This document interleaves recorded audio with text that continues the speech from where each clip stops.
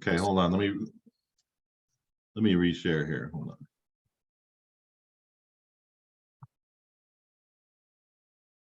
Can you see the agenda? Yes. Thumbs up. Thank you. All right. Yeah, let me know if we ever have problems like that. Appreciate that right away. And so Clint will probably cut this BMP discussion a little short, or actually have you go first before that at 12:20, depending on how we move through the cycle, just to make sure you do get some airtime here. And then the bulk of that, I really want to just make sure people are comfortable with what we're tracking, how we're tracking it, and so on. And then we'll wrap up with some next items, next steps and action items and so on. And we'll get you out of here on time at 1. So with that, if there's nothing else to add to the agenda, and I'll just pause. If you do have anything you'd like to add or adjust here, I'll give you a second.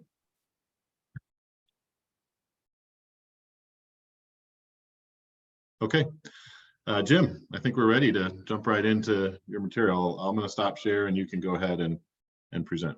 Perfect. Yeah, Brian, I appreciate you fitting this in. I'm going to go ahead and share my screen.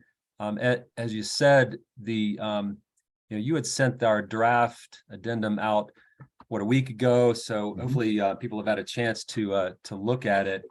I am just going to jump through. I plan to jump through the nuts and bolts of it, and then to get what we'd like to achieve is we're trying to achieve is a last round of comments on this addendum, from agriculture, from EDF, from NPCA, and Colorado Trout Unlimited as the main stakeholders, and the agencies are trying to get this in place to essentially relieve ourselves of this kind of administrative burden of the contingency plan, so we can focus on more important things like developing the milestone report by the end of this year. I'll just check with you, Brian. Can you see my shared screen? Oh, sorry, you can't. And I'm just going to hit the button to share. Look at that. I'm seeing it now. There it is. Seeing it now. Okay, great. So this is what have we got? It's 3 pagers with a signature line. Again, I'm just going to jump through. I'm not going to read it, but jump through some of the fundamentals of what we're trying to achieve. And we're starting off with with specific actions at the top of it.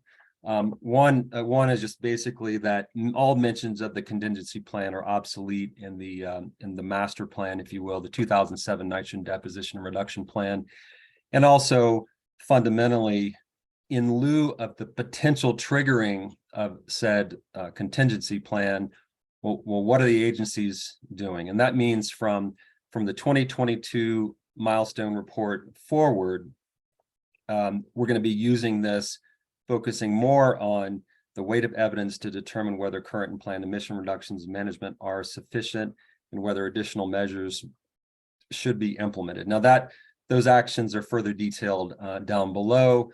Continuing, we've got our background section here, broken into the nitrogen depth, broken into sections. The first one is the reduction plan itself and the contingency plan. This articulates the structure of our plan, and the MOU agencies, the 5-year milestones, the 25-year-old plan, and then also the role in that second paragraph, the role of the contingency plan itself, is meant to be triggered, as kind of a focused, scheduled effort to develop additional or develop contingency measures if we do not meet milestones, the milestone goals, deposition goals. The next section is the agencies have and will continue to use the weight of evidence approach.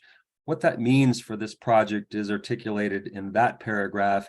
This was something that was good. If it was, I think additional details on this were requested by agriculture and other stakeholders. So that's articulated here, but also to acknowledge that this weight of evidence is going to mean something a bit more for this project and the evaluation of the project, which is again repeated and articulated further down the next section, again, we're still in the background, is legal considerations.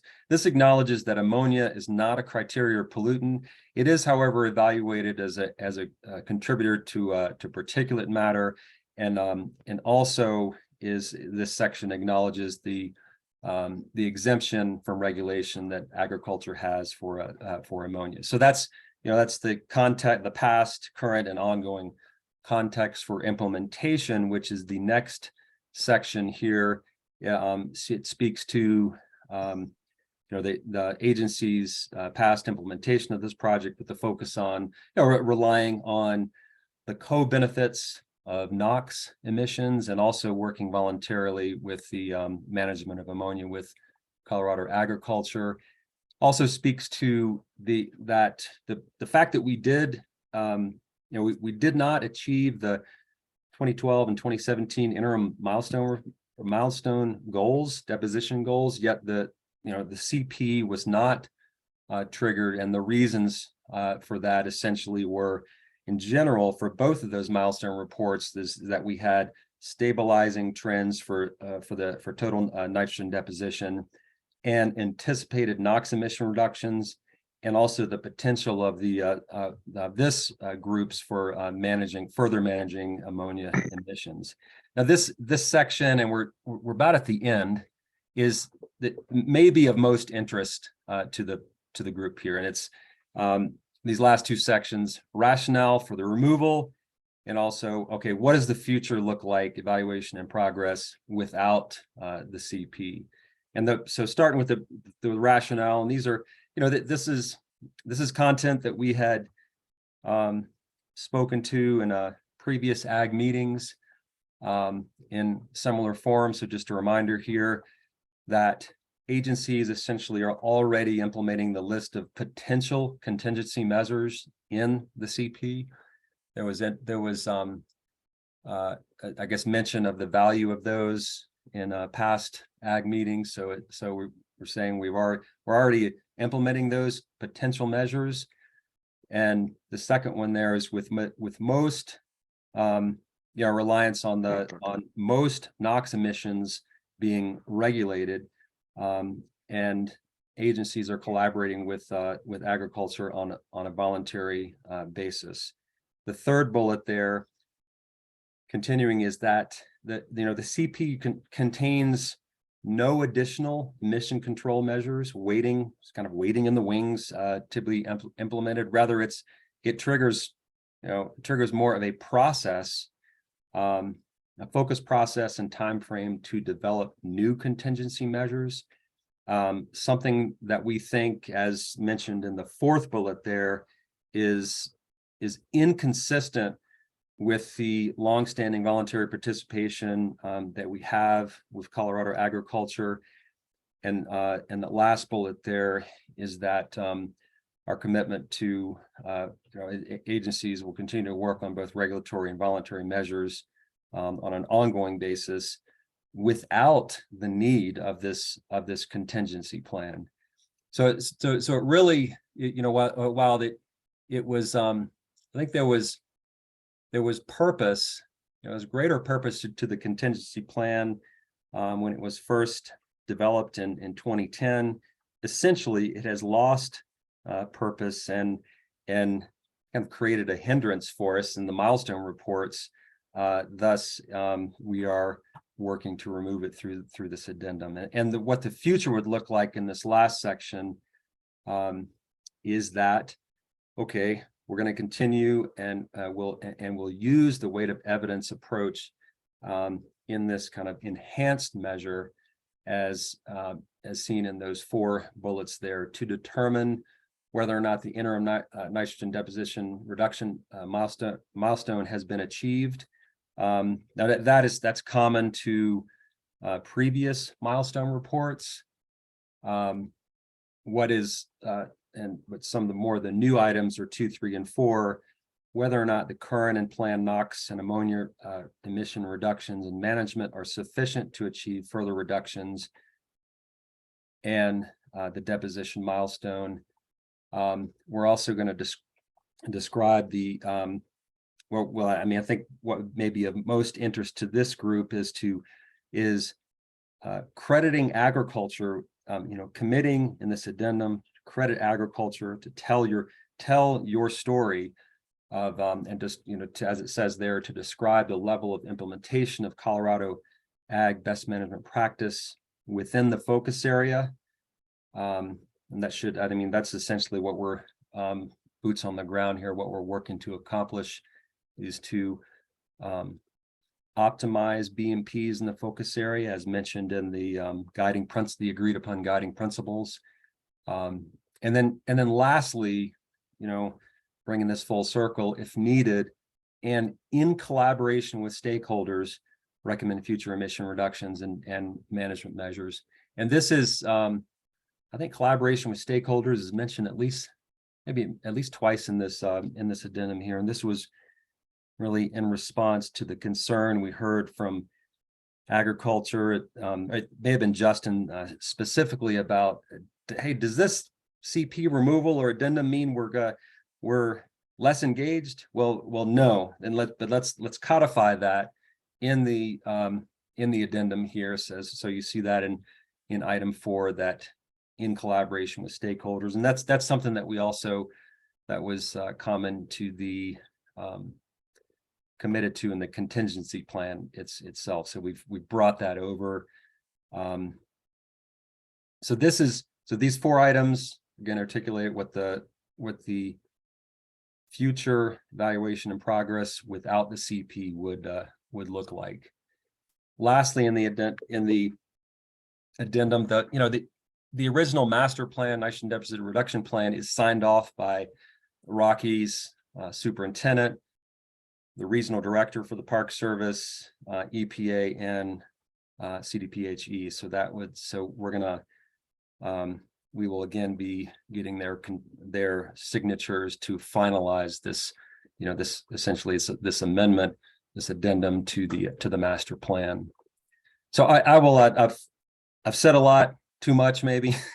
I'll pause there for, again, to allow some feedback from the group, and I appreciate Bonnie's footwork and representing what maybe Justin and Zach have to say on the matter. Oh yeah, I was happy to do it, and like I said, they would both prefer to be here. Just happened to coincide with the most important meeting. I think, in general, this makes a lot of sense, and I really like the way that last piece is written, and I think this is a lot more representative of what we're actually doing, and we think it makes sense. Did have a couple of things or suggestions that we'd like to make. Yeah. So I would say the legal consideration section, I think, gets a little into the weeds and is a little misleading. So it starts off saying there's no ammonia emissions regulations, but then it says we're exempt from them. And it's not that ag is exempt from ammonia emissions regulations. There is an exemption for air permitting, but nobody's regulated for ammonia.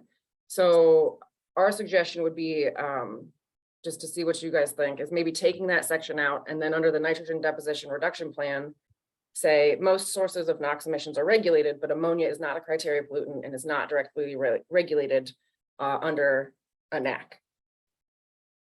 So we can still address that piece, but that's our suggestion. Jim, will you scroll up just a little bit? Yeah, sure thing. Is that Megan? Bonnie? Yeah. Did you just say that off the top of your head, or do you have it written down somewhere? As you say, if it's written, no, you drop it in the chat just to make sure I capture it correctly. Yes, and yep. And so Okay. potentially taking out the legal consideration section, and then I'll put in the chat the first sentence for that next Okay, great. Perfect. section for consideration. Thank you so much. Yep. And I'm gonna, so Megan, did you have something to say on the matter? And I mean, No, I just wanted to, I was looking at just the section that Bonnie was referring to as she was speaking. And I think, there is a specific exemption for these type of operations that I think is important to point to in this document. it's not, you know, just a generic exemption. I mean, I think, Then I think at the very least, we need to take out that we're exempt from ammonia emissions, as I think that's a little make misleading. that more generic. And I guess I would like, you know, I think it works better if that section is simplified. And we do have, you know, there is a air exemption, but it's also not blanket. It's not for the entire industry. There are circumstances under which people could be permitted if they were Title V. Yeah. That kind of thing. So I just want to make sure that we're wording that accurately. And we're not exempt from the ammonia emissions because nobody's regulated under the federal requirements right now.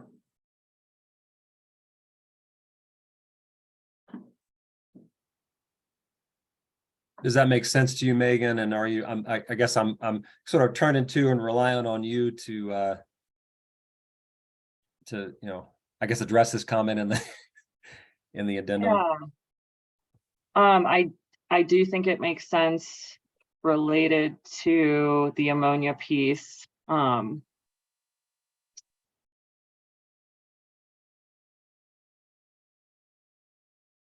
But I mean, I think that it also is relevant, that last sentence there. I'd like to keep that in.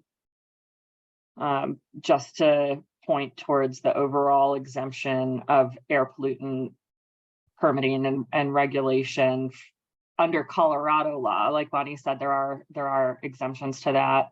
Exemptions to the exemption related to federally permitted sources.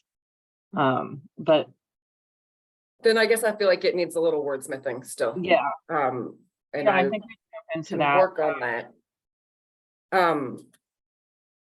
We would also, down under the rationale for contingency plan removal, the fourth bullet there, triggering the CP would be inconsistent with agriculture's longstanding voluntary participation in the project.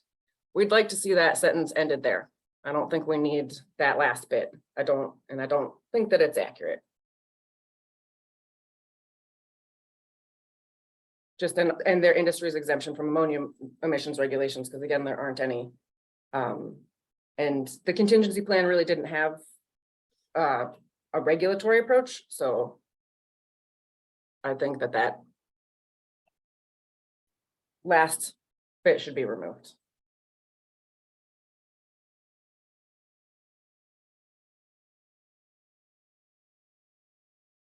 Yeah, and I mean, to me, the meaning of it is still accomplished if we do remove that. So it's, I mean, Yeah.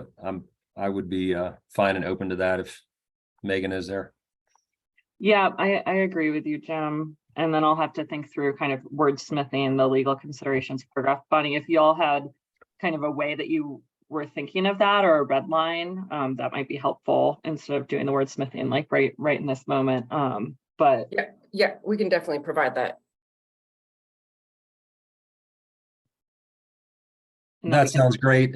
So let's, yeah, to your point, Megan, you know, wordsmithing can be difficult here, but Megan or Bonnie, if you can, I guess, email those.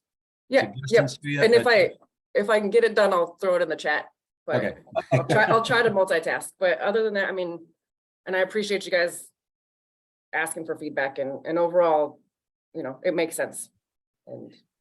And thank you for your feedback. I think, you know, the part of the underpinning of this whole effort is kind of the voluntary approach, and that definitely is in tandem with you know, the legal exemption for the sector. It kind of goes hand in hand. So like I said, I do think it's important to have that in there.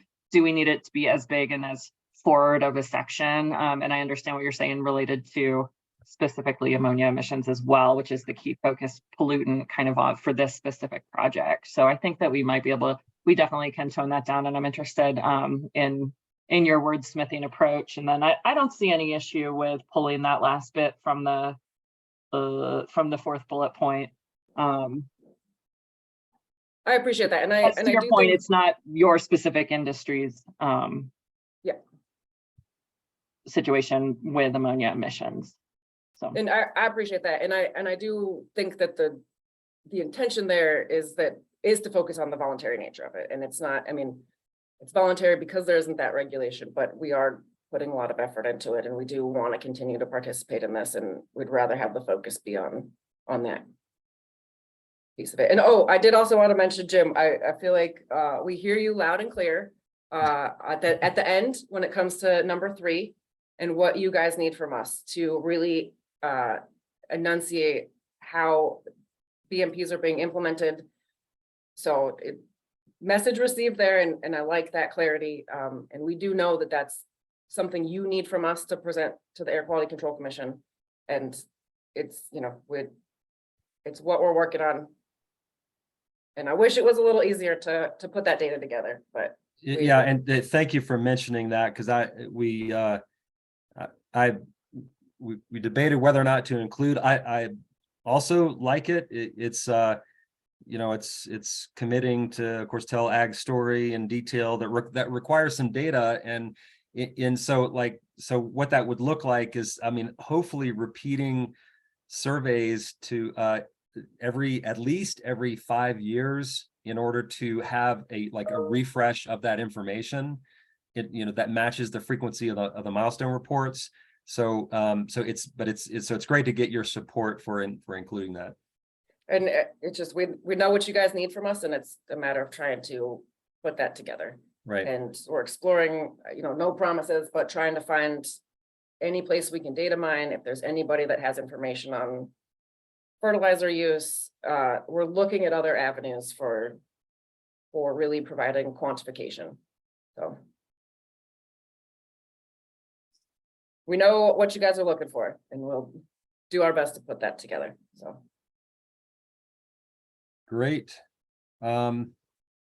Anything else on your list, yours or Zach's or Justin's list to mention? Those were the main points that we had discussed. So Okay.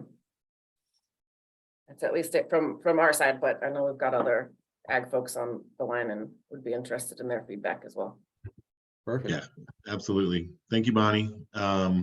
If you do get that approach for the legal considerations paragraph, it'd be nice to drop it into chat so everybody can see what you're thinking. Yep. I'll see what I can do. If not, we know you'll email that directly. Appreciate it. All right. Yeah, Jim, do you want to open up to other feedback here?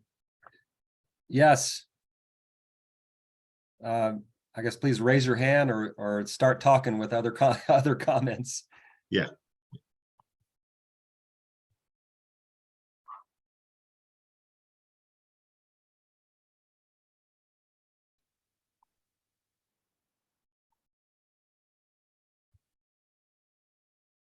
Or even questions, clarifying what we're trying to accomplish.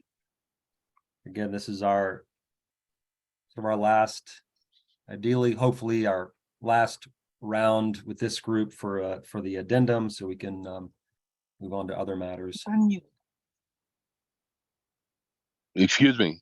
I'm driving. This is Rod on from President of Colorado Corn Growers. Can you hear me? We can. Yes, Rod, we got you. Okay, a couple things that I'd just like to throw in. One, I don't know what corn growers. I've been on this committee now listening for a couple years, more than that really, but individually, and no group with precision ag that's coming up, the application of the gas ammonium has been decreasing, and the application of nitrogen through liquid and solid is more, and all others of all of the volatilization of those other two, it's not near what the gas was. And so what I'm hearing is that there's no way to really measure the extent that agriculture has used best management practices on an individual basis. Am I way off base on this? No, Rod, you're not. That's been one of our struggles, is we know that those are industry trends, but we've had a really hard time putting together hard data and, you know, the quantification behind that. So would love to, you know, be able to put some numbers behind that, just how many folks, I mean, the fertilizer trends, and that's why we're trying to find whatever data we can. And we just haven't had the most success. So Right. so And I many know it's data sources that would be that would be great. But yeah, we want to be able to quantify the industry practices that we know are happening. Right, and I just might make a suggestion, if we had some database where we had the people that supply the nitrogen and has it increased or decreased and in what forms? I'm just throwing that out because I don't know if that helps or not. I appreciate that, and I haven't circled back on it yet, but there's the Fertilizer Institute, I think may have data like that, but I haven't figured out quite how to become a member and access that information. But I think there are sources of that out there, and Bonnie, we just need to find them. This is Nick with the Colorado Corn Administrative Committee as well. And I was going to say, check the Fertilizer Institute. They may have that kind of data.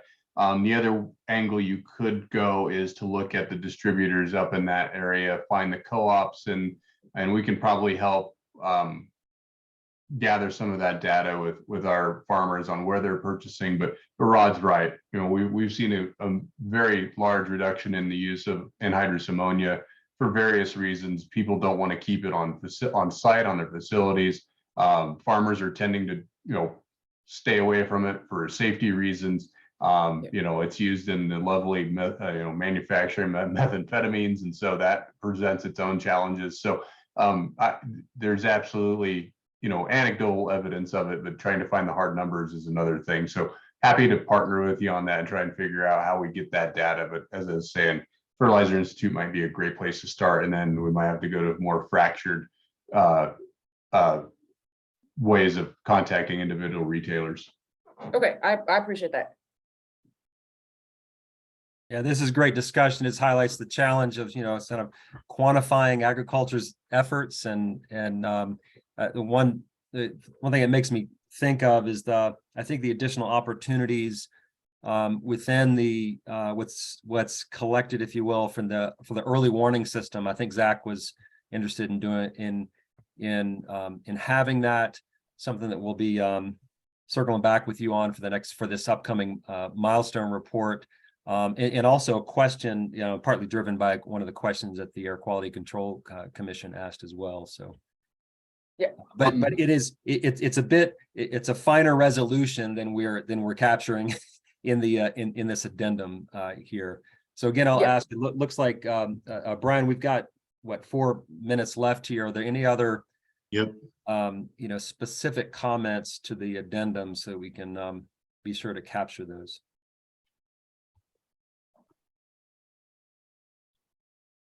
I would just add that from corn's perspective, Bonnie and the Livestock Association hit on some really good points, and we would support that. Thanks, Nick. Thank you, Nicholas. And if we've circled the block enough times, Brian, maybe we can close out this item, or what do you think? Are we ready to? Yeah, I would just offer one last opportunity. Is any final feedback here? Otherwise, we do have a lot to cover in the rest of the meeting, and I'd love to stay on time, but if there's good dialogue here, we'll stay on this. So any last comments or feedback?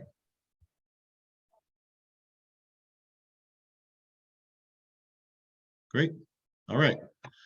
Thanks, everyone. And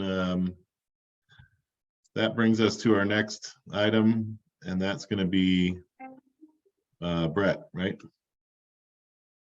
It is, and I guess I'd like to just give a quick orientation to why we have this on the agenda. I guess first of all, are you seeing my screen with a map now? Yep, you're good. Okay, perfect. So as was discussed in previous meetings, there was interest, and I think it's our due diligence to repeat the potential agricultural producers' potential influence on deposition at Rocky. This was something that was done in 2017. I think brought to the group in 2018, that then informed the group's buy-in to what we're calling considering the focus area. And so up until now, the way we've been operating since then as the focus areas was Larimer and Weld County. And I think that's maybe enough of an introduction. I'll turn it over to Brett to describe the sort of the factors that went into, again, this latest analysis and where we landed. So I'm going to, Jim, is there a way I can share a screen? Because I put together a few slides to. There is, and I'm going to stop. I'm going Yeah, to if you stop, Jim, apparently he'll see it. stop sharing if you All right. want to share yours. And again, we have about, what is it, 10 or 15 minutes for this, Brian? Yeah, just double check. Let's see, 15. Yep. Okay, so you can speed me along. This shouldn't take but less than 10 minutes, but speed me along if I delay. So Jim kind of introduced the idea here. And back in the 2017-18, our objective was to develop a simple metric that could then be used to help identify facilities that are more likely to contribute to the Rocky Mountain National Park nitrogen deposition, as well as those facilities that are not. And the basic method was taking in three important factors for a facility. One is its size and potential emissions. The second is the atmospheric dilution component. And then the third is the frequency of the upslope events and deposition into the park. The one major atmospheric process that is not being included in this metric is atmospheric chemistry and removal processes between the facility and the Rocky Mountain National Park. For example, if it rains prior to the air mass going into the mountains, it will clear out a substantial portion of the ammonia. So the way that we're accounting for the facility sizes and emissions is that we're using the facility maximum capacity, and this was a data set that was supplied to us from the state of Colorado. And then we need to standardize the facilities. The number of emissions from the number of chickens is going to be very different than emissions from, say, sheep.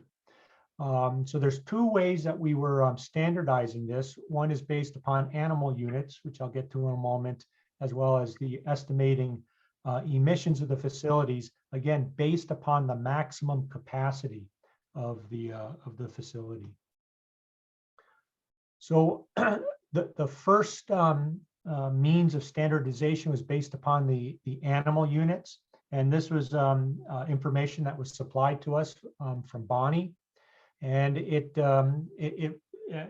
I'm sure you guys are much more familiar with this metric than I, but it's a way of accounting for the size, manure production, and even to some degree manure handling, at least when it comes to the poultry. And everything is trying to be normalized to about 1,000-pound beef or steer. And so you just take the number of animals, say horses, and you multiply it by a certain factor. So it's 1,000-pound steer is about equivalent to about 2.5 swine that are 55 pounds or over. The second method was actually to estimate emissions, and this was done through a very simple methodology of emission factors. And again, these emission factors came from the state of Colorado. They may have changed since then, but for what we're trying to do here, I think that they're adequate. And you just simply take the number of animals in a facility and you multiply it by the relative, by the emission factor. And so a dairy cattle is going to have an emission factor of about 55 pounds of ammonia per head per year. Your sheep is going to have about 7.5 pounds, et cetera. So, so those are the two methods to be able to equalize facilities, at least to some degree. The way that we accounted for transport is just a very simple but a well-used method, and that is to look at the distance that a facility is from your receptor. Here's Rocky Mountain National Park, a facility close by. There's less time for transport from that facility to Rocky Mountain. So that's less time for the air to disperse. And so you tend to have higher concentrations relative, everything else being equal. A facility nearby the park will have a greater contribution than a facility further away from the park. So we took distance into account. And the last, which I really liked, is that we used the early warning advisories, and we looked at the relative number or a normalized number of advisories for the different counties. And then we used that to weight the facilities within each county. And if you take a look over since 2014 to 2022, Larimer and Weld, two focus areas, they had the most advisories. You could compare that to, say, Yuma, which had only 15 versus 77. So you're looking at Larimer County being about 5 times more likely to have transport events from Larimer and Weld than Yuma. And Morgan is about 0.8, so 20% less. Still a significant number of these upslope events in the early warning advisories. So we took that into account. And the way we did this is that we just simply take our potential contribution, multiply it by the animal units or the emissions, this normalized early warning advisory, and divide it by distance. So this is capturing much of the emissions and transport characteristics, at least in a bulk manner. These are the results, and it's a map similar to what Jim had just shown. On the left, we're looking at this potential influence derived from animal units, and on the right, it is from the emissions. And you're going to see that they're very similar results. I should tell you the scales. If it's clear, these are 30. These are the facilities, the smallest facilities that contribute less than 30% of the total of these potential influences. Whereas red, these are the facilities that counted for 10% of the potential influence. Orange is also, so I should say the greatest 10%. So 90 to 100%. Orange is 80 to 90%. So I tried to normalize so that we can compare across these different ways of estimating the potential influence. And so if we take a look at animal units, we have 2 facilities that contributed 10% of the total potential influence. If you look at emissions, there's actually 3 facilities. And this is a sheep facility here that apparently from an emission standpoint has a much greater potential for contributions than if you use the animal units. But besides that, there's a general good correspondence here. So we can see the importance of Larimer and Weld. Morgan as well. We are talking about some facilities that are popping into the upper number of facilities. Oops, excuse me. And what I should say is that over 100 facilities contribute less than 30% of this metric. And those are the ones that are white and very small. The other part of this graph is that the size of the circles, these are dependent upon the standardized facility, this being the animal units, where the large circles have a large number of animal units, the small circles have small number of animal units, similar from the emissions standpoint. And that number there is actually wrong. I need to adjust that. So here you can see the facilities with lower numbers of animal units still have a higher potential to contribute because of their distance, their locality of the national park, and the frequency of the upslope events relative. And you can come to these counties further away, closer to the border, and we can see that large facilities have smaller probabilities of contribution because of their distance and lack of early warning advisories. So with that, I'm happy to clarify anything or answer any other questions. We've got a question from Dr. Alverman. Yes. Thanks for this. Very interesting. If we were to, I've got really two questions. The first one has to do with where the Platte River lies. It looks like it lies right along that southwest and northeast stretch of livestock and poultry facilities. Is that right? I believe so. You know, I actually, whoops. And so the I understand that the approach here is simplified quite a bit. I get that. I'm just wondering if to what extent this accounts for the seasonality of emissions from different livestock types. So, you know, just as an example, cattle feed yards tend to emit twice as much in the summer as they do in the winter, because in the winter they're banking ammonia because of the cool temperatures. It's remaining in the manure layer on the feedlot surface and so forth. Is that even are those considerations trying to capture them at all in this? If not, I'll back off.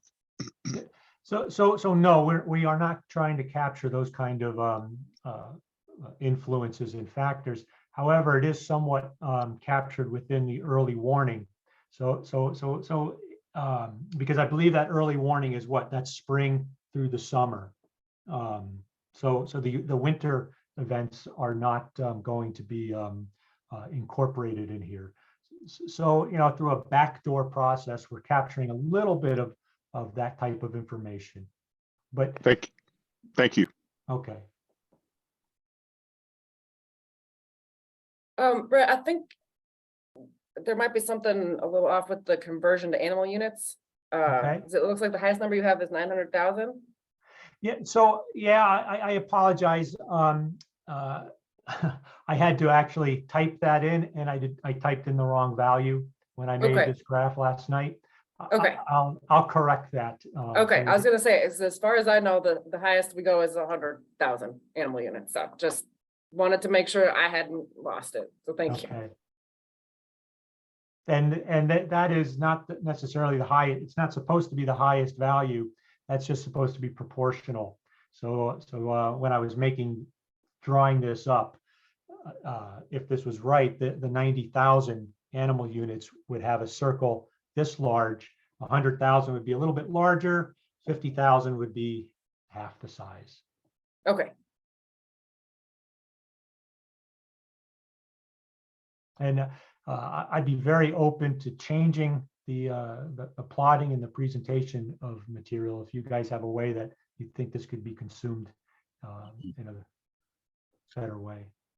maybe if you could make those red dots green, Make them green. it'll look a little, no,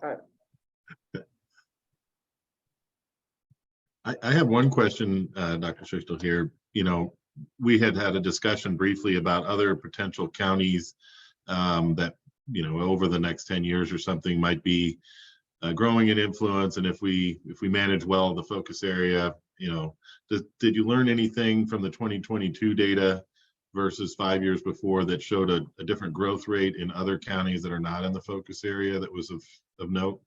So I haven't done a strict comparison of that. Thank you. That was something I should have included in this presentation. But in general, what we were seeing was that in 2022, we tended to have somewhat larger potential influences than in the 2017 data set. But it's still within the focus area. Yeah, I need to be really careful because like I said, that wasn't something I scrutinized. Okay, And I apologize. Well, maybe we can come back to that in a future meeting. I know there's some interest on some of the parties to that topic. Okay. Is there a preference among this group, whether we look at these emissions or the animal units? Does somebody feel like one is more accurate than the other?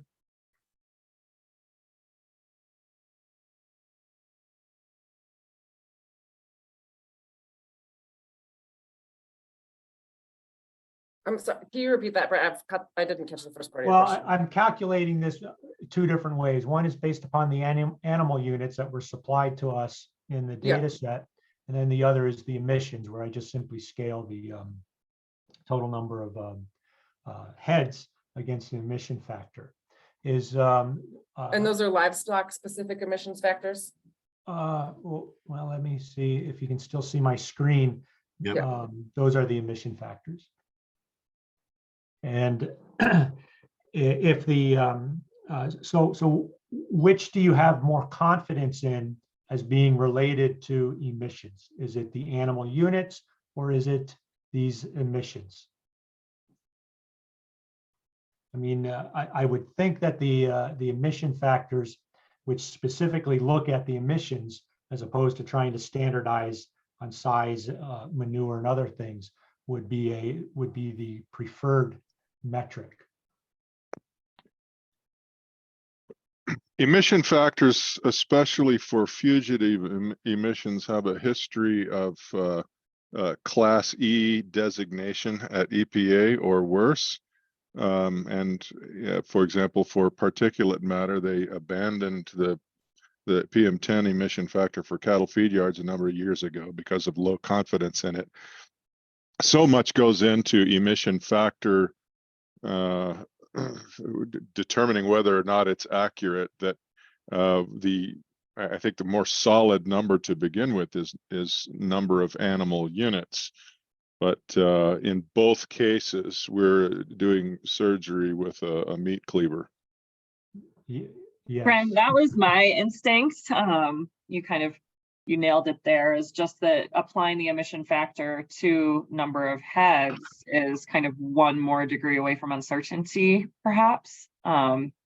So, my gut says kind of using the number of head and not the emissions, but that is also counterintuitive to kind of looking at what is more closely associated with deposition, which would be the emissions. But it's how kind of accurate is that factor in applying, based on seasonality and everything else that we see. Well, but I'll just note that we're not using the number of head, we're using the number of animal units. So that's Okay, the number sorry. of head multiplied by a different factor. And so the question, and Bonnie, I think you're probably the expert here, or Auerbach. Do we feel that the animal units more equalize the different facilities from an ammonia emission standpoint, or do the emission factors? I mean, the animal units, based upon the definitions that were given, are not strictly about ammonia emissions, where the emission factors are at least trying to take into the processes over a given year, averaged out over a given year. Thanks for I clarifying. think in both cases, there are levels of uncertainty, and I was glad our government chimed in, because I was hoping he knew more about the emissions factors than I do. So I guess I would say I think animal units there might be a little less uncertainty there. I know there's a lot of debate about the emissions factors. That's kind of an ongoing process. So Okay. I'll have to give it some thought though. Because with both, there's a little bit, it's a bit of a guessing game. So Britt asked how the maximum capacity is calculated, and those numbers come from the environmental ag program. So anybody who's over 1,000 animal units is either registered or permitted through the ag program, and it's based on what they report as their permitted or registered maximum. And from my experience, I would say the dairies tend to run about at maximum capacity or pretty close to it. But feedlots are more at 75–80% of their maximum capacity. So And I think this group's got a good understanding that you might not have that many animals out there, but it's one of the best metrics we have, at least to compare folks across the board relative to each other, I think. But that's where that comes from, Britt, is the ag program and what folks say is their max capacity. You're welcome. So, Thank you, Bonnie. yep. So we'll give that some thought. And I'll let you know. I guess I don't have a straight answer for you right this moment. Well, this is for you guys to use. So Yeah. I'll Yeah. provide it both ways, and you can ultimately make the decision. Okay. Jim, I see your hands up. You're on mute. Thank you. Yeah, seeing we're essentially out of time, just to maybe try to close this out, is the good news is whether it's emission factors or animal units, the take home, I think, for this group is the same, and it reinforces the focus area of Larimer and Weld County. It also adds to the look, to the degree that it's agreeable to agriculture and capacity and such, allows opportunities to include Morgan as well in that focus area, something we don't have to answer today in the absence of like a Justin and Zach. But this is why I bring it up occasionally in case the educational and BMP assessment opportunities could extend to Morgan as well. I'll also say that we don't. This is really the purpose of this analysis is to assess, and confirm the focus area. We don't plan. So for this, for this internal discussion for this group, we don't plan per se to include this, map and such into the milestone report. I may see it as sort of like, it might be sensitive or controversial to do that. We can circle back on that, unless agriculture would like it to be a part of us telling their story. This is just the main purpose is confirming the focus area, and we're out of time, so I'll put it back to you, Brian. Yeah, thanks, Jim. Brett, if you want to stop sharing. Thanks for Sure. all that information. Assuming you can make that available to me, that presentation. Can you Yes. email me that, Brett? And I'll include it in the materials for the notes. Thank you. All And I right. did just want to mention, there was a comment from Dr. Alberman in the chat about including the map, and that it really calls out individual operations. And so I think, while it's a good tool for this group, I think we can come up with some better ways to express what ag's doing. So, but I do appreciate that it's, a tool that we use, but that won't necessarily be included in the milestone report. So sorry, that's my last comment on it. No, thanks, Bonnie. That's important. That's why we're here. Appreciate that. Okay, Megan, any updates on some of the discussions we had about perhaps some interim discussions with, in advance of the October 2023 meeting? I know we had some brief discussions on this. I just wanted to make a little space for that. Yeah, absolutely. And I can keep this short. I think, I'd really like to turn it to the group and see, I haven't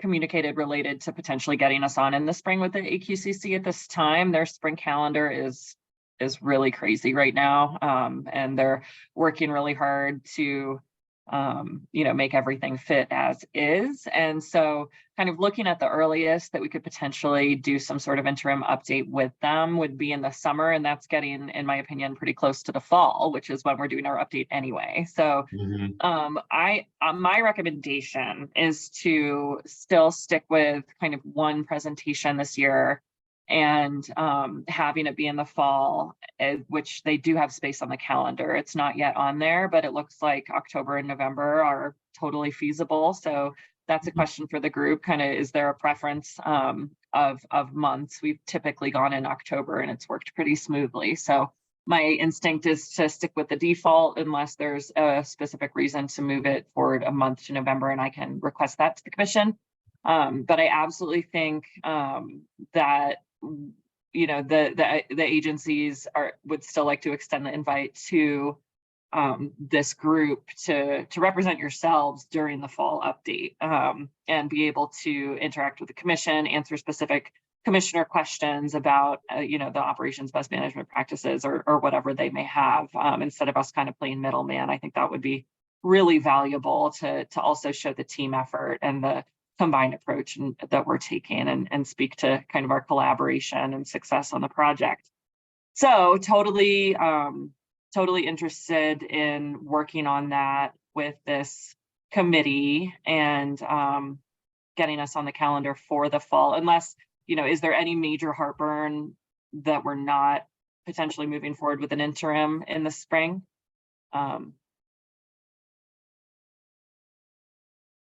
Did not get a chance to catch up on that, but my feeling is that the fall would be good. I don't know that anybody's on our side's quite ready to do that. I personally feel like it would be good for us to be there together, because again, it's speaking to that, the way this group works. And I do think we're still working on identifying who that person's going to be, but it is very important to us, I think, to have somebody there, because it was mentioned in this group meeting. I also have seen it a lot at the NCBA, National Cattlemen's Beef Association. If we're not there to tell our story, they'll fill in the blanks on their own, and it may or may not be what's actually going on. So we definitely know we need somebody there. And as far as I know, we'd be okay with the fall, and I'll find out if October or November would be preferred. I'm leaning towards October would be fine, and that we'd like to have somebody there, and I think that we could also, partner. But I will verify. Yeah, and I know that since we are inviting you all to speak, definitely want to be extra sensitive to seasonal things that are going on the ag side to make sure that works for you all. So why don't we, Brian, plan on touching base on it next quarterly meeting here. Yeah. And Bonnie, maybe at that point you will have circled up and have a better idea on who that person is that we can work with. Obviously we haven't started putting the presentation together yet or anything. It's still super early in the year, but just kind of keeping that conversation going, and then maybe over the summer probably start putting our heads together, thinking about just generally what we want to talk about, and then moving forward with that fall meeting. On the note of that, really quickly, I just want to let the group know that Josh Korth from CDPHE, he is in the planning and policy program, is going to be helping kind of support the project moving forward. I'm still going to be a support as well, but we're kind of going to tag team it just because of this milestone report coming up. And for those of you that don't yet know, I'm more formally working for the climate program within APCD. And although there's a lot of ties there, it doesn't, we're not necessarily focused on criteria pollutants. And this is a project that I, hold near and dear to my heart, and have really, and will continue to enjoy working on, and am, not letting go of it. And just based on my own preference to stay involved, but definitely am welcoming kind of the extra support from Josh from CDPHE, just pulling together the milestone report. It's a huge lift that we have coming up in the next year and a half to do that. So you may see him attend some of these meetings in the future. And Brian, I'll keep you updated on when he is able to attend, so we can make room for him to introduce himself as one of the MOU agency reps moving forward. Yeah, absolutely. If you want to share his email with me, I can include him on any future communications and so on, if that helps you. Yeah, absolutely. I will. Thank you. Yep, my pleasure. Jim, did I see your hand up for a second? Just quickly, seeing we're still a little behind here. I just wanted to voice the willingness and interest, related to selecting the ag person to sit beside with us.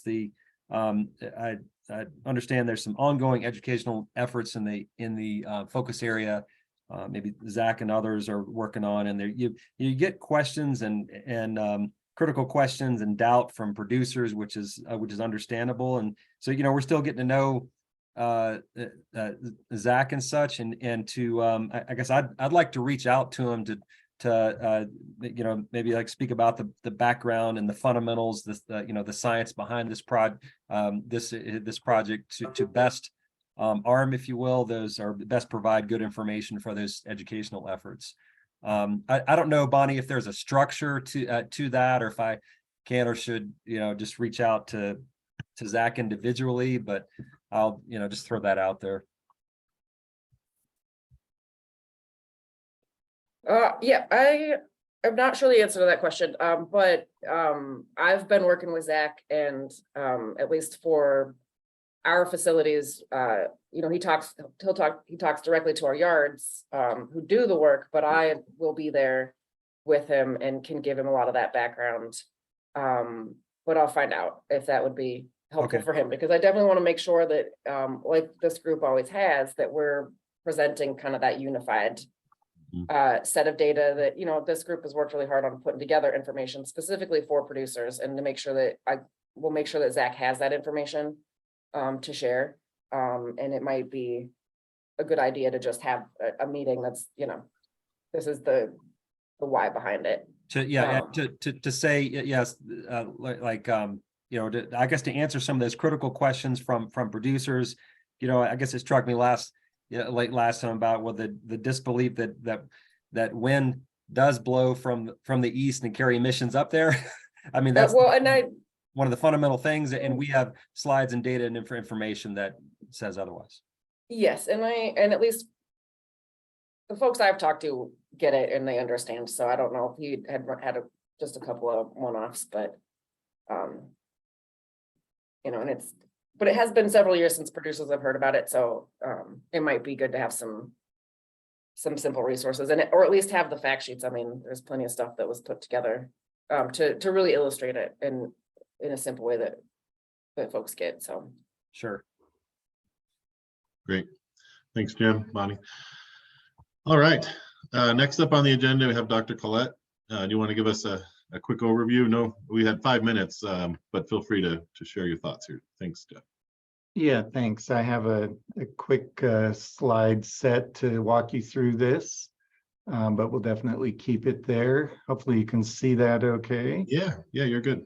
So this is work that's ongoing. We're doing at CSU with financial support from EPA and the Park Service, and also scientific engagement from folks at EPA and MPS. So just as a reminder, most of the time, as we were just alluding to, the wind's coming out of the west, but there are these important conditions where wind comes from the east and picks up emissions from lots of different sources and transports them up into the park. And in terms of understanding the impact of ammonia in the park, we really need to understand what happens, not just at the emission source and at the receptor in the park, but all along the way, how that ammonia is exchanged between the atmosphere and the surface. So one of the tricky things about ammonia is that the exchange is what we call bidirectional. So with some pollutants, we think about they're in the atmosphere and they're deposited at a certain rate into, say, a forest canopy in the park. But ammonia can be emitted from ecosystems or deposited into them, and that can change with season, can even change over the course of a day. And it depends on things like the properties of the vegetation canopy and the litter and the soil, for example, nitrogen content and acidity, depends on conditions in the atmosphere and the amount of ammonia in the atmosphere. In general, the more ammonia you have in the atmosphere, the more likely you're going to see deposition. Under cleaner conditions, you might see some emission from the ecosystem into the atmosphere. So what we've been doing is to really try and quantify this for some important ecosystems because there aren't a lot of direct measurements. These are fairly complex things to measure. So we've done 2 big field studies now, one in August to October of 2021. There at the right, this is on a flux measurement tower above the forest canopy in Rocky Mountain National Park. This is near the Longs Peak monitoring station that you've seen lots of data from over the years. And then in August to September of last year, we went to a native grassland site. You can see here on the left a tower as well. And we're measuring their concentrations and exchange of ammonia between the atmosphere and the surface. We also made measurements of vegetation properties, soil properties, and so forth.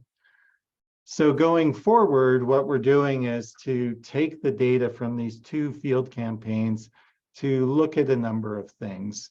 We're comparing the measured inputs of ammonia to earlier estimates. For example, this one from a paper in 2013 that suggested gaseous input of ammonia was third in importance between wet and dry deposition of ammonium and nitrate. We're also using these flux measurements to improve how models treat this exchange between the atmosphere and the surface so that they can do a better job predicting the transport and fate of ammonia from different sources. And we're looking at questions like, does the fact that this exchange is bidirectional increase or decrease the relative importance of sources in eastern Colorado, as well as what is the fate of ammonia between emission sources, whether they're urban or ag, as they're transported from those sources up into the park. So that's kind of where we're at now. We're working with the data to address these questions and look at these things, and perhaps we can come back in a future meeting and share some of what we're learning there. Thank you, Jeff. Let's open it up for some initial feedback at least. And if you have any topics that you'd like to include in a subsequent meeting, either share those now or feel free to email me as we start to develop the agendas going forward. Any reactions?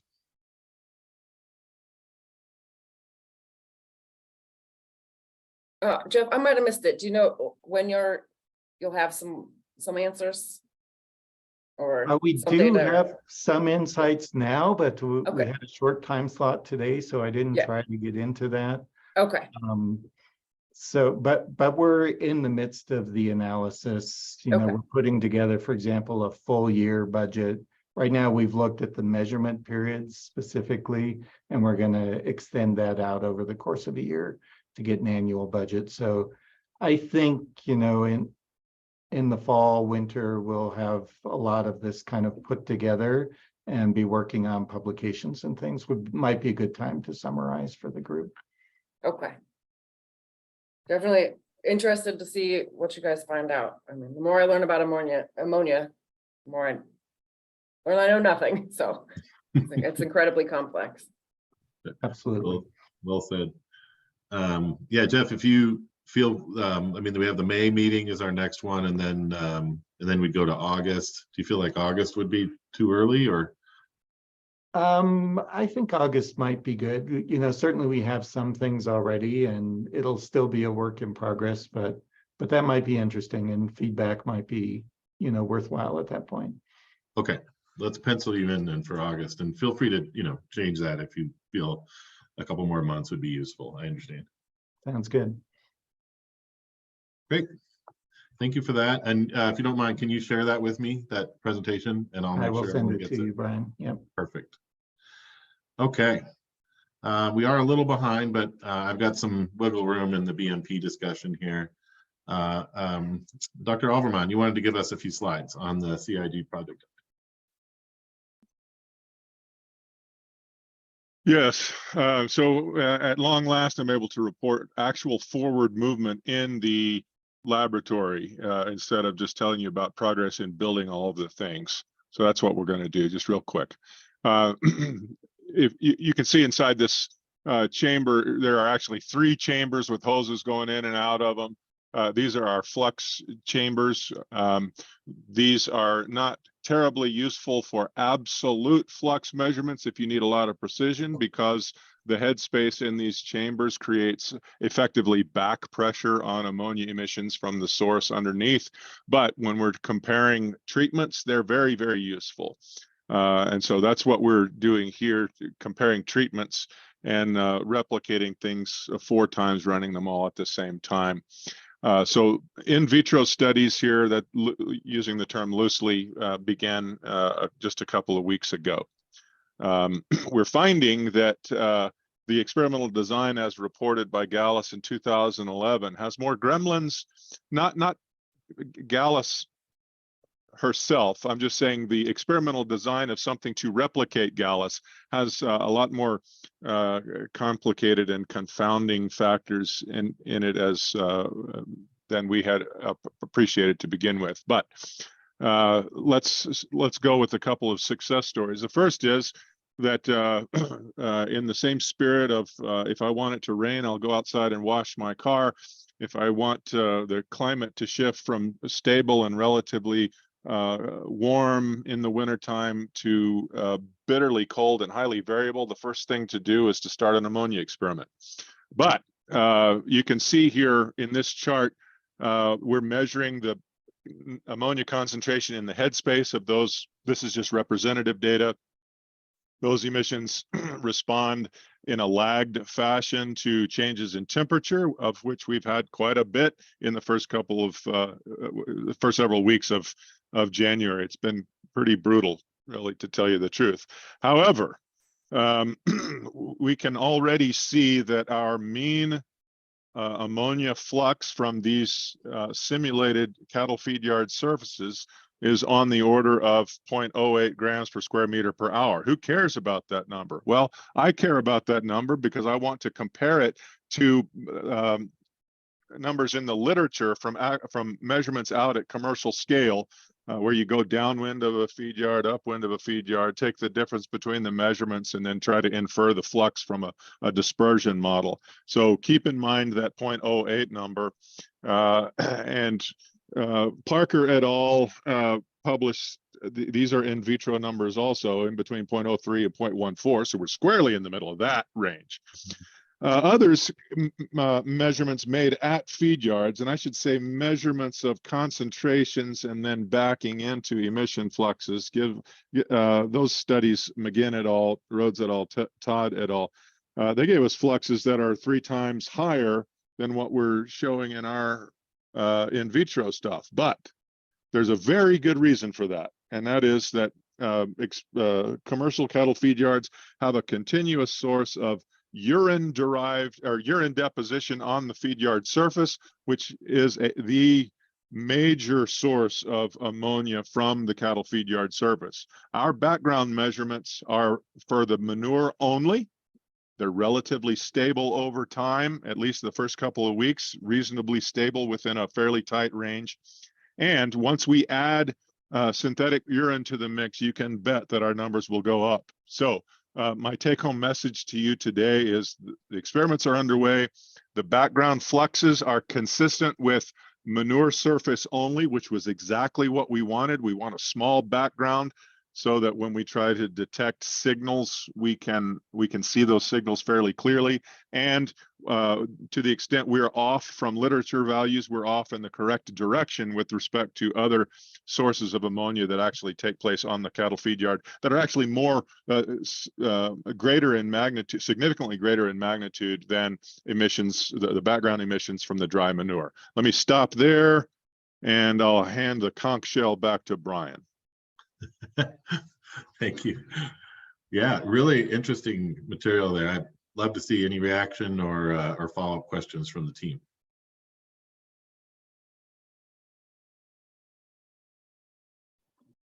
I appreciate it and glad to hear things are progressing. So, and I know that background work, I mean, you need the measurement tools. So we also understand that there was a lot happening there that'll, allow everything else to progress. Thank you, Bonnie.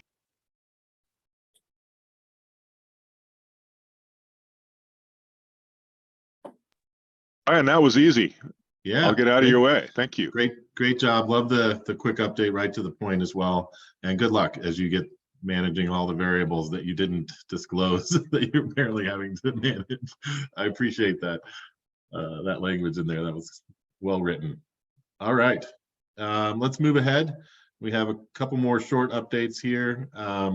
We had shared, we've got Dr. Henze on. Last time we had the opportunity to think about, how would we want to consider some of the tools and measurements that he's been able to pull together from space. Let's see if there's been any thought around that. Dr. Henze, any quick reaction? Yeah, thanks for the opportunity. I don't have anything new in terms of updates, but it's always nice to be part of this community. And I know last few times I presented material during 2022, I got feedback from Jeff and Brett about some other areas that we could look at corroboration of the trends that we're seeing. the satellite data with some of the trends and in situ measurements, and that's certainly work we'd like to follow up on.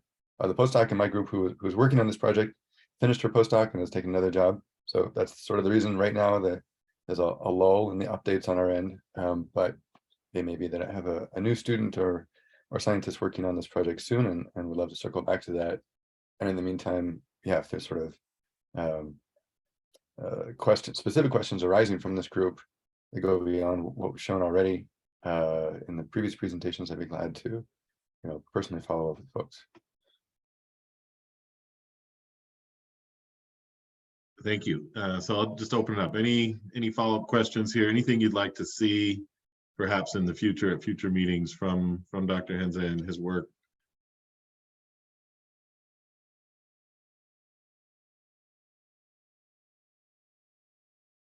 I don't think we have anything specific at the moment, but I do appreciate you continuing to engage with this group. And once you get, another person on board, I mean, I'm sure as we move forward, we'll have directions we'd like to see you take a look at. And Jeff and Brent are also, they know a lot more about what measurements are available. So they're good resources as well, but appreciate you staying involved with the group. Thanks. Any other thoughts? Okay, we'll continue to have this conversation and keep you on the team, Dr. Henze. I know there's other interests going on, so let's move ahead. I've carved out a little time here for Clint. Are you still with us, Clint? There you are. Yeah, good afternoon. Thank you, Brian, and thanks everyone. I did post my contact information in the chat, so if anybody would like to reach out to me after the meeting. As I said earlier, I'm the state conservationist for the USDA's Natural Resources Conservation Service here in Colorado. Work closely with Greg Zwicky out of our national office stationed in Fort Collins, and I think I saw Michael Brady on here from the Colorado staff as well earlier. But what I wanted to share, Brian, was that with the Inflation Reduction Act, the USDA's NRCS received in the neighborhood of $20 billion through our various mandatory and discretionary programs. So one of the key programs I wanted to highlight for this group that may be of interest is the Regional Conservation Partnership Program, which is one of our mandatory programs funded and authorized under the 2018 Farm Bill, received a pretty substantial amount of funding authorizations through the IRA. For fiscal year 23, it'll be an increase of $250 million in Regional Conservation Partnership Program funding. In 2024, it jumped significantly to $800 million above and beyond the funds that are already authorized in the 2018 Farm Bill. And then 2025, $1.5 billion for RCPP, and 2026, $2.4 billion for RCPP alone. So that's just an idea or a quick taste test of what NRCS funding opportunity is going to look like potentially over the next 4 years. That is all pending that with a divided Congress that we do not see a rescission of those Inflation Reduction Act funds as they go through the 2023 Farm Bill negotiations. I'm going to pause there. I see Brent raised his hand. Yeah, can you give us a very high level view of what the RCPP eligibility and requirement? I'm not talking about getting down into the weeds, just who's eligible and what sorts of projects are funded there? Yes, sir. Yeah, thank you for the question, Brent. Really appreciate it. So with the Regional Conservation Partnership Program, it actually was originally developed by Congress in the 2014 Farm Bill as what we called a donor program. So it did not have its own standalone funding authorization until the 2018 Farm Bill. But what occurred with that transition is under the Regional Conservation Partnership Program, we have the opportunity to use any of the existing program authorities that are authorized in the Farm Bill. So we can use Environmental Quality Incentive Program like projects. We can do watershed operations like projects, things like that. So the eligibility varies broadly depending on the type of project and the priority resources that the project will address. So related to specifically to the nitrogen issues and greenhouse gas issues affecting Rocky Mountain National Park, there will be opportunities where we could work together with a sponsoring or cooperating entity, could be a state agency, an NGO, or some other conservation partner out there on the landscape that serves as a cooperating entity for the RCPP. And we could look at funding everything from source water protection projects for water quality, water quantity. We can do air quality related projects. So that's why I wanted to speak specifically to this group. There may be opportunities for us to promote things like perennial vegetation on cropland, using cover crops.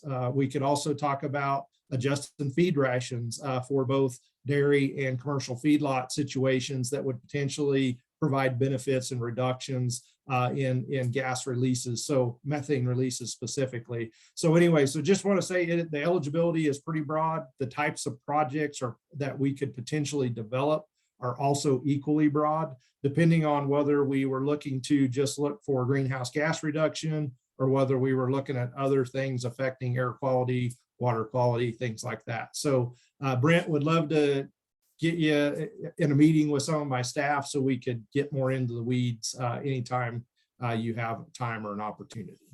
Thanks very much, Clint. I appreciate it. You bet. Nick. Yeah, just a quick question on that. Is there any money available in those grants for like administration of the program, or does it still all have to go pretty much straight to the producers? Yeah, thank you, Nick. So what Nick's referring to is in the Regional Conservation Partnership Program, Congress did put limitations on it under the 2018 Farm Bill, as well as in the 2014 Farm Bill, that limited the amount of technical assistance dollars that could be used for administrative functions for the sponsoring entity. And Nick, that limitation still exists. There is a portion of the funding, a small percentage of the TA that can be awarded to the project sponsor for some specific project administration functions and activities, but it is limited. So there is an opportunity to bring in matching funds. So if there's other funding sources or cooperating partners that would be willing to provide some matching funds, some of those matching funds could potentially cover those administrative costs.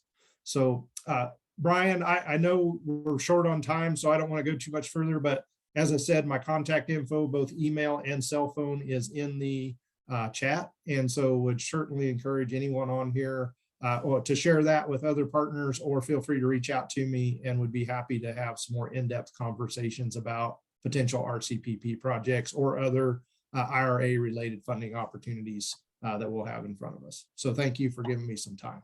Yeah, roger that, Clint. Thank you for your time and energy on this. Well, we'll include all that contact information in the notes, so folks will have that. But before we lose you, does anyone have a quick idea of how we might want to pursue some of this, or is there something that comes to mind? We can certainly bring everyone back in 3 months and you have more opportunity to learn more and suggest things, but does something jump out as a potential opportunity right away for a project scope that might fit those parameters?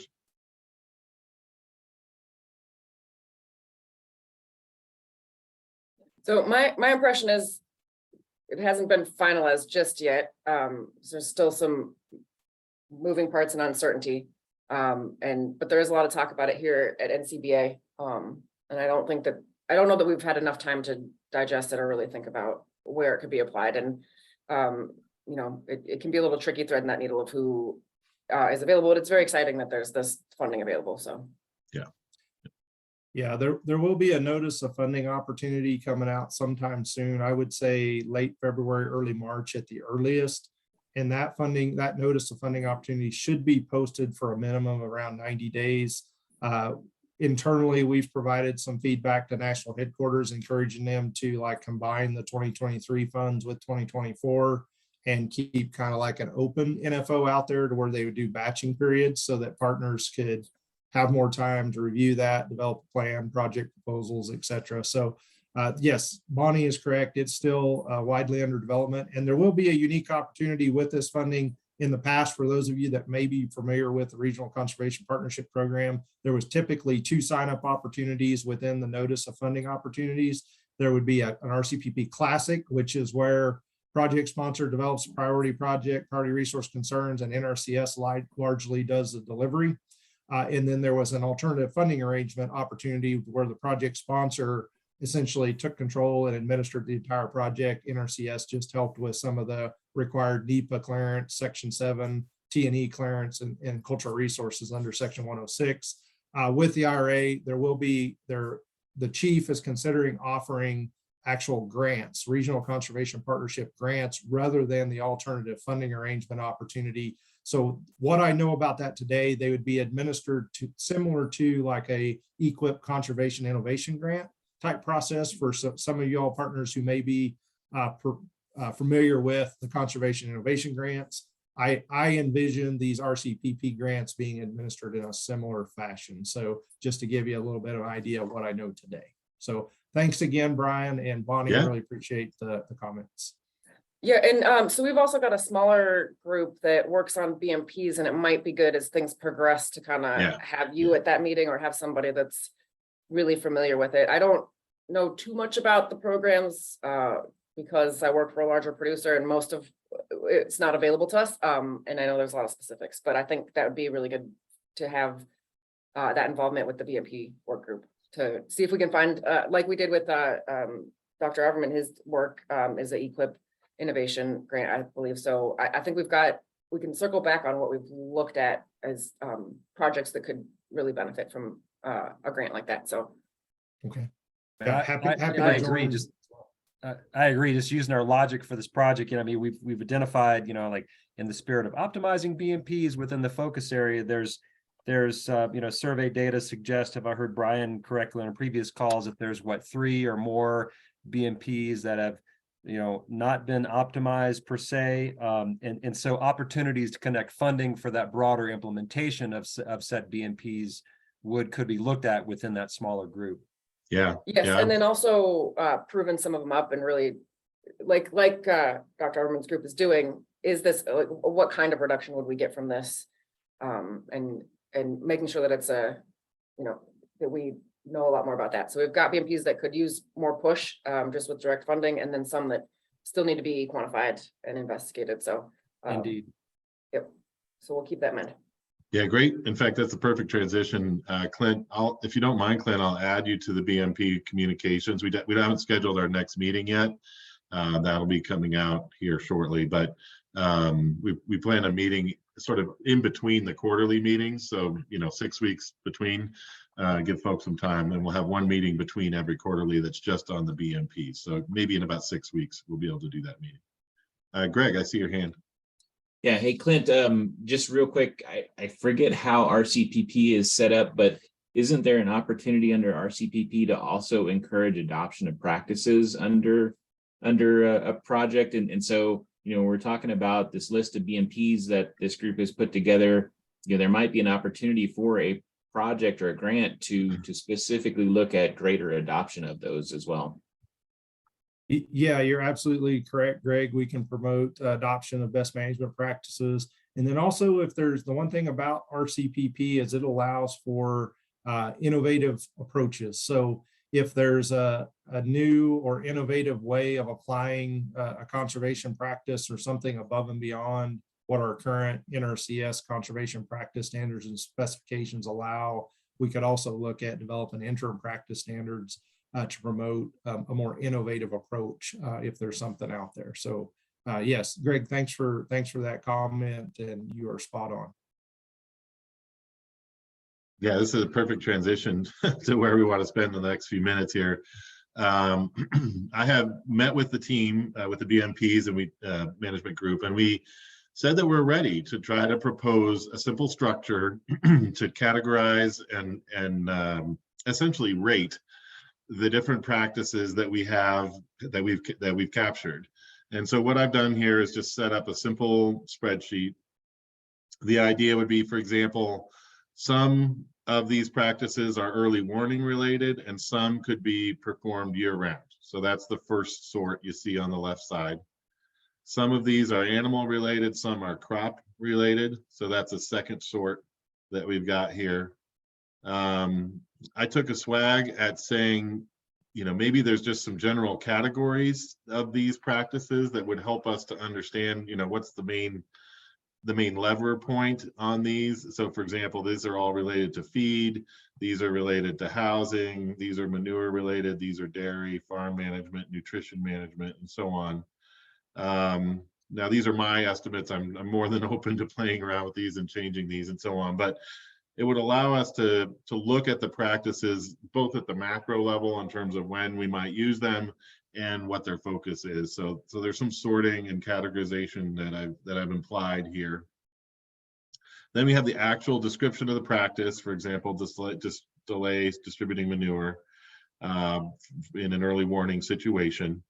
And all of these are the ones, so we've got what, I think it was 60 or so, yeah, 69 categorized so far in the various inventories that I have. But again, there may be others that we want to add or reword these as we get a little more into it. But I didn't take any liberties here. This is just a straight copy paste from the previous practices that have been assembled. I think the last inventory document was 2018 was the last time we really had pulled these together. So there may be others here. Let me pause before I go into the next piece.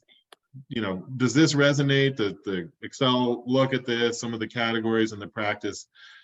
Give me some feedback if this is going to be a starter view of this. I've got more that I want to get into and get some more feedback around, but just in general, looking at these and with a little more, you know, a little more clarity and categorization. How does this feel as you take a peek?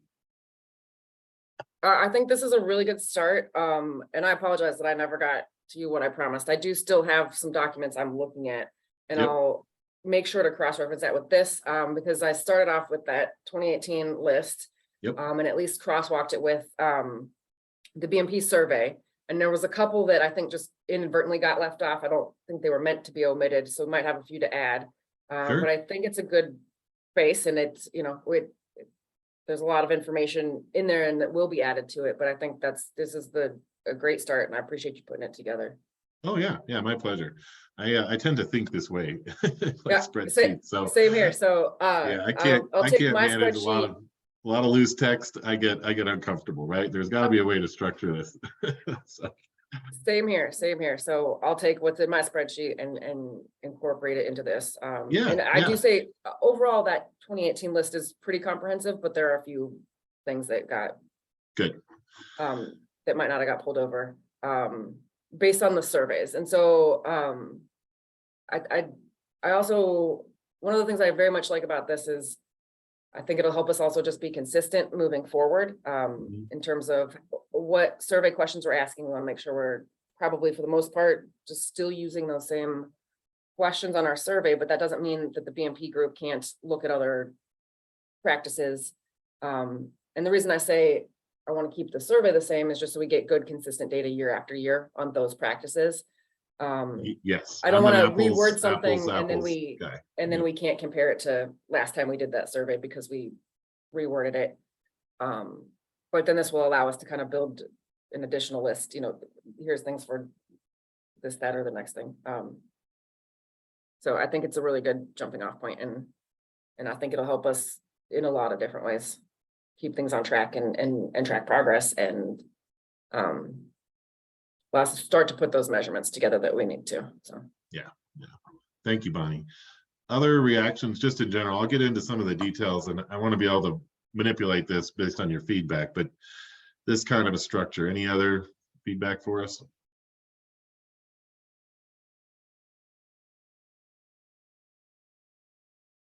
Okay, well, let's dig into a couple of the main point here really is, okay, first of all, we'll categorize them as I mentioned, and we'll list them out. But then the question becomes, you know, what do we do with that information? How are we actually going to use this file? So based on what I saw from this version here, the NRCS lookup, there was two main points. You can ask people, you know, sort of decision criteria, like, was this effective? And then you have a rationale, right? Sort of a textual description of, maybe we rate, and I'm using the same scales here. For example, there was a substantial improvement, there was a substantial worsening, there's a 10-point scale, plus and minus. That seems to give us enough gradation in terms of, you know, an assessment of that practice and how effective it is in the efficacy rating. And so there's one version of that where we have a numerical description here. For example, you know, maybe it's -2, you know, just making this up now. But then, you know, why is that a -2? What gives us in plain language, what is the rationale for that being a -2?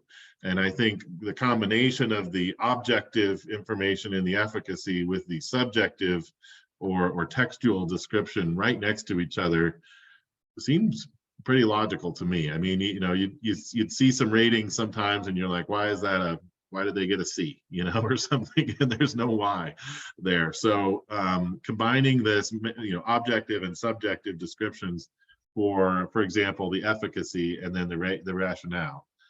That's one element I'd like your feedback on here. And before you do though, let's look at all of them. So what I did was, based on our discussions in the best management practices group, we've got 4 main areas that came out in the discussion that we had. We had the efficacy that you see here in column E, for example. Then there was the plausibility, meaning, is this something that we could describe to people, that people would understand, that they could plausibly experiment with and try in their own operations, right? There's a bit of just, how plausible is this to get into the field? And we could rate that in the same way, -1 to 5 and so on. Then the third area that came up in the group that got a little bit of traction, at least, was this idea of scalability. So maybe it's effective and maybe it's plausible, but when you really want to do it at scale, right? If we want to take this to, all of our lots or do this all across a certain operations and so on, it starts to bog down both in either practical or logistical or other elements of this, that we can't keep the control levels that we need at scale. We can't perhaps even bring out the resources that we might need, human, technical, or otherwise, to deploy that at scale. So there's just might be some challenges here that people would want to know about, and we could put some ratings around that. And then the fourth one that came up in the discussion was cost. And so, from a cost perspective, how feasible is this? Is it going to be so expensive that it would just dissuade any participation?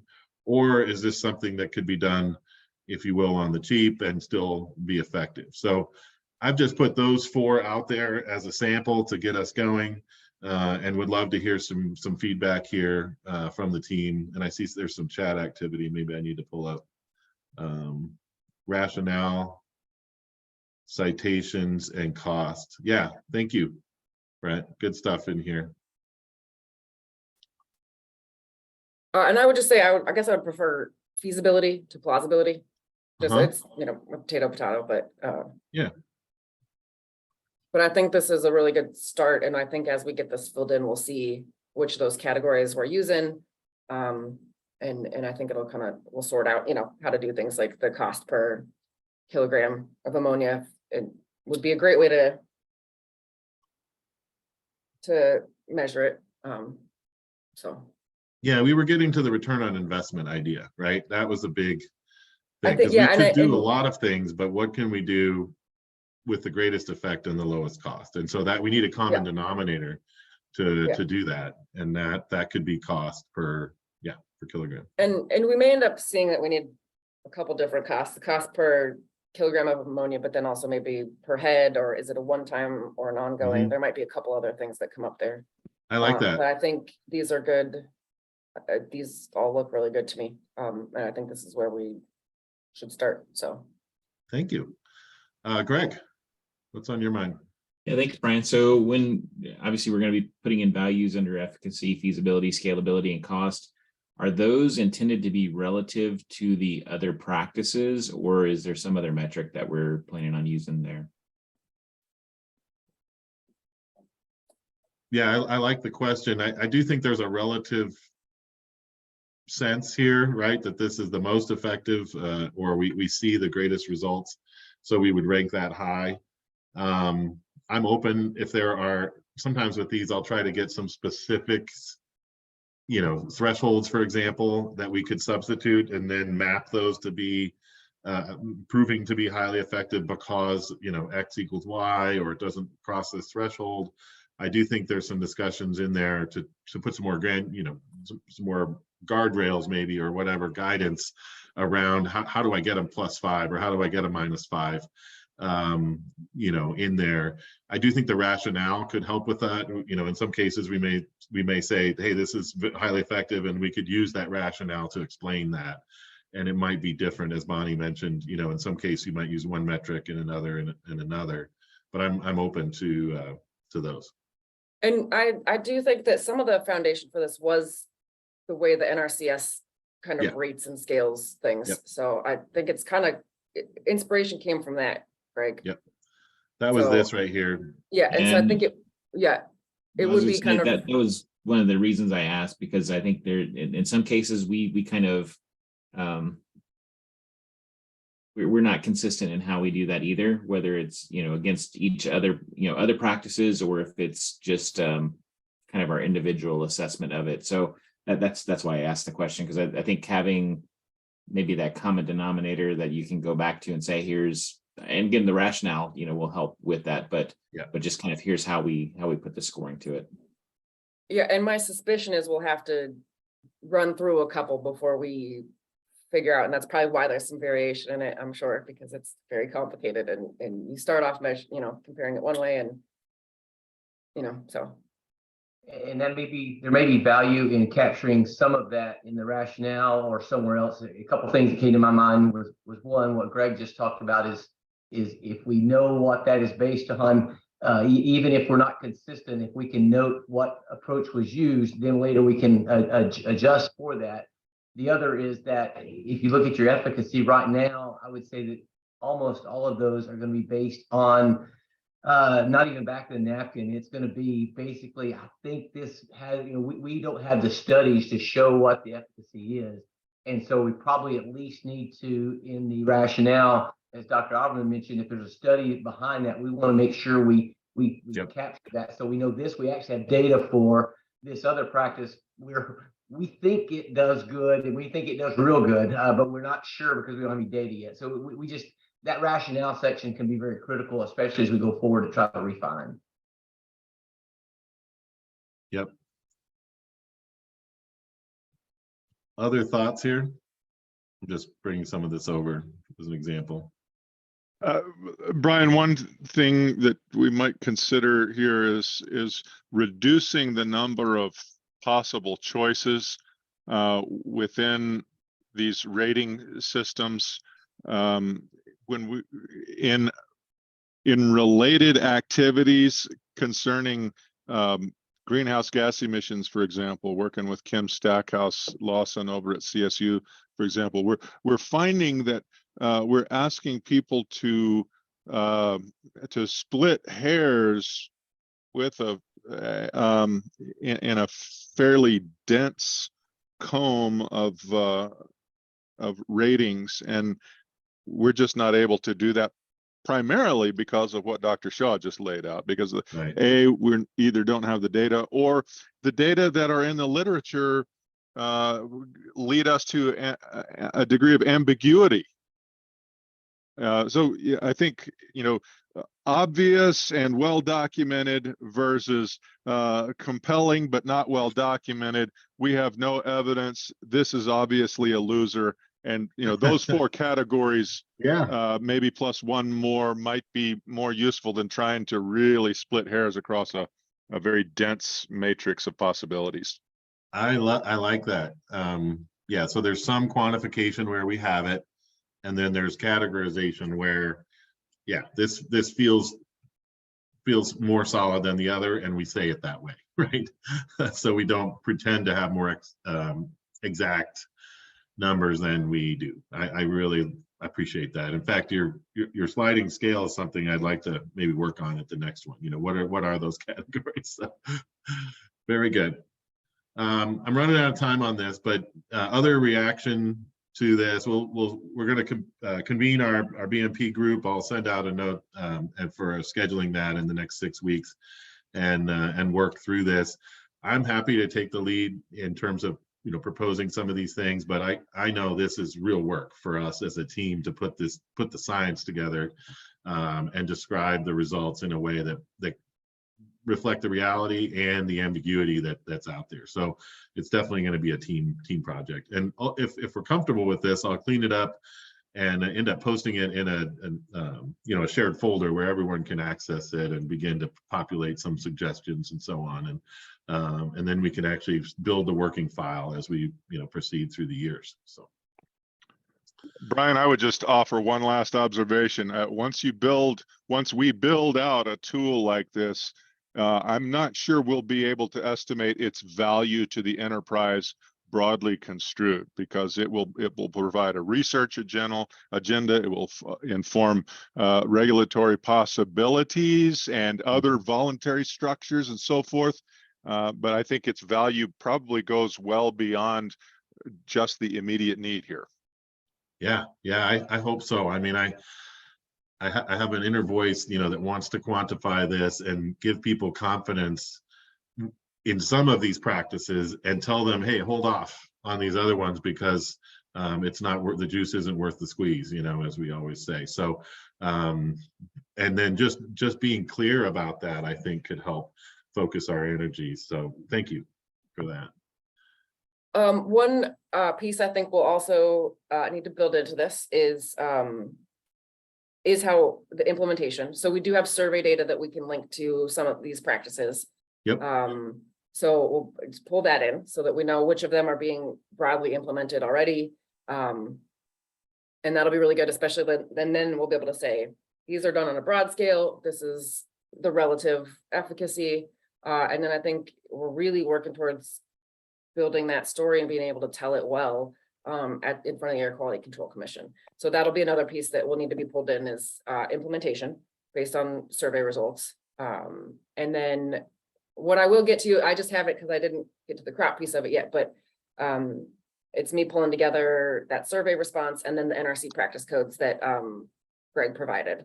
So that's what I have in my spreadsheet is the practice codes, survey responses, and then a comparison of the 2018 list and our BMP survey. So I'll probably just send you what I have, and then it's not complete yet, but it's, we'll start there, and then you can see what I've got and how to incorporate that.